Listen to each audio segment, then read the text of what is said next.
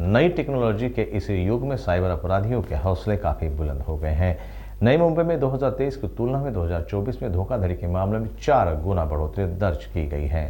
नई मुंबई में इस साल साइबर अपराधों में भारी वृद्धि देखी गई है। इस साल साइबर चोरों ने करीब 12,300 नागरिकों से 270 करोड़ रुपए की ठगी की है, जबकि 2023 में 7,000 नागरिकों से साइबर चोरों ने 67 करोड़ रुपए की ठगी की थी। इनमें से अधिकतर मामले शेयर बाजार में निवेश और अधिक लाभ के लालच में सामने आए हैं। पुलिस ने इस साल 40 से 50 साइबर चोरों को गिरफ्तार करने में सफलता हासिल की है। साइबर अपराध के खिलाफ जन जागरूकता पैदा करने के लिए हर संभव प्रयास किए जा रहे हैं। इसकी जानकारी साइबर पुलिस स्टेशन के वरिष्ठ पुलिस निरीक्षक गजानन कदम ने दी है। आपल्या भारतामध्ये जेव्हापासून ऑनलाईन बँकिंग आणि नेट बँकिंग ई वॉलेट सुरू झालेले आहेत तेव्हापासून सायबर गुन्ह्यांच्या मध्ये प्रचंड प्रमाणामध्ये वाढ होत आहे। यासाठी नवी मुंबई ही काही त्यामध्ये अपवाद राहिलेला नाहीये। साधारणतः 2024 मध्ये आपल्या इथे 270 कोटीचा सायबर फ्रॉड झालेला आहे। त्याच्यामध्ये साधारणतः 12,300 लोकांची यामध्ये फसवणूक झालेली आहे आणि याच्यामध्ये आपण 40 ते 50 लोकांना त्याच्यामध्ये अरेस्ट केलेलं आहे। मागच्या वर्षी साधारणतः 67 कोटीचा फ्रॉड पूर्ण आपल्या वर्षभरामध्ये झाला होता आणि त्याच्यामध्ये 7,000च्या आसपास लोकांची फसवणूक झालेली होती। म्हणजे यावर्षी साधारणतः 5,000 लोकांची जास्त फसवणूक झालेली आहे आणि आपण गेलेली मालमत्ता ही 67 कोटीवरून 270 कोटीपर्यंत गेलेली आहे। परंतु आम्ही याच्यामध्ये डिटेक्शनचं प्रमाणही वाढवलेलं आहे। आम्ही साधारणतः 40 ते 50 लोकांना याच्यामध्ये अरेस्ट केलेलं आहे।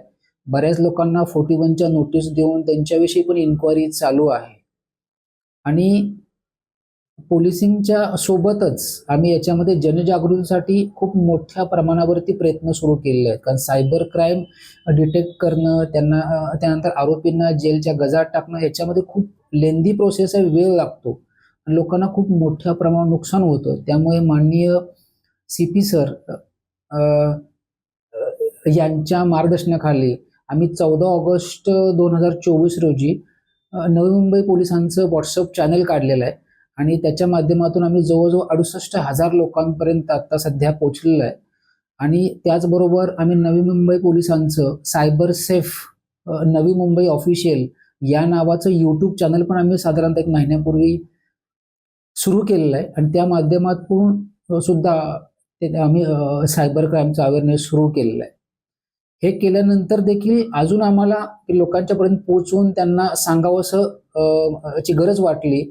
त्यामुळे आम्ही गेल्या 1 महिन्यापासून साधारणतः 28 नोव्हेंबर पासून आम्ही प्रत्येक पोलीस स्टेशनमध्ये रोज 2 ज्या मोठ्या सोसायटी आहेत किंवा रहिवासी सोसायटी आहेत त्यांना भेट द्यायला चालू केलेलं आहे आणि त्या ठिकाणी अधिकारी आणि आमचे अंमलदार जातात।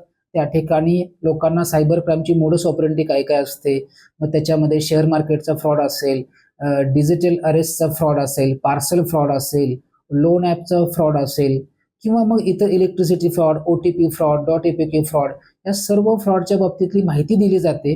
लोकांना आमचा व्हॉट्सअप चॅनल आणि यूट्यूब चॅनलची माहिती दिली जाते, कारण सगळीच लोक त्या कार्यक्रमाला हजर नसतात। त्यामुळे त्यांच्या नातेवाईकांच्या माध्यमातून सुद्धा किती माहिती आम्ही त्यांच्यापर्यंत पोहोचवू शकू